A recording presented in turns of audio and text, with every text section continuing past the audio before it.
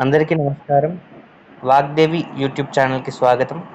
మనం fifth class ఈవీఎస్‌లో భాగంగా important points అయితే చూస్తున్నాం ఈవీఎస్‌వి. టీజీ టెట్‌కి కావచ్చు, అలాగే టీజీ డీఎస్సీకి కావచ్చు. రెండిటికి కూడా ఉపయోగపడతాయి. సో, ఈరోజు మరికొన్ని ఇంపార్టెంట్ పాయింట్స్ చూద్దాము. ఇక్కడ గోదావరి నది గురించి. గోదావరి నది మహారాష్ట్రలోని నాసిక్ జిల్లా త్రయంబకేశ్వరం వద్ద పశ్చిమ కనుమల్లోని బ్రహ్మగిరి కొండల్లో ప్రారంభం అవుతుంది. సో, గోదావరి నది ఎక్కడి నుండి ప్రారంభం అవుతుంది అనేది తప్పకుండా గుర్తుంచుకోవాలి. మహారాష్ట్రలోని నాసిక్ జిల్లా త్రయంబకేశ్వరం వద్ద పశ్చిమ కనుమల్లోని బ్రహ్మగిరి కొండల్లో ప్రారంభం అవుతుంది. మన రాష్ట్రంలో నిర్మల్లోని బాసర వద్ద ప్రవేశిస్తుంది.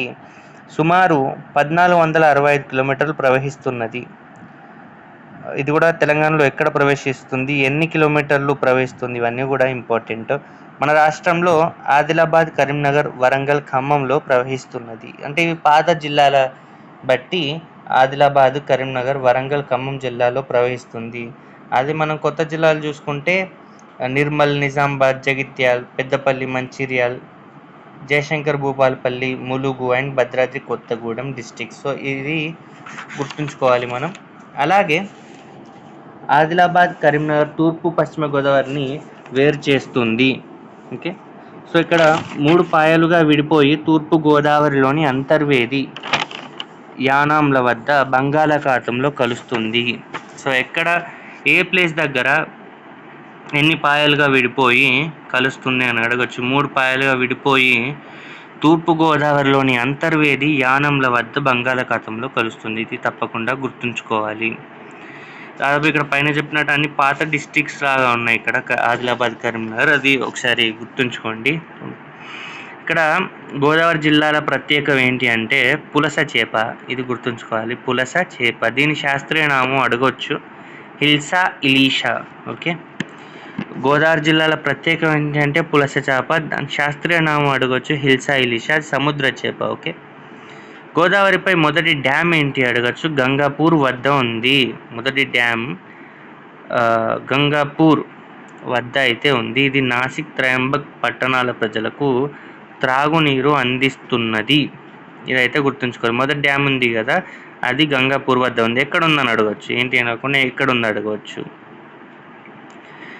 సో మంచినీళ్ళు అయితే అందిస్తారు, తాగునీరు అయితే నాసిక్, త్రయంబక్ పట్టణాల ప్రజలకు. సో ఇక్కడ తర్వాత గోదావరిపై జయక్వాడి, శ్రీరామ్ సాగర్, ధవళేశ్వరం ఆనకట్టలు ఉన్నాయి.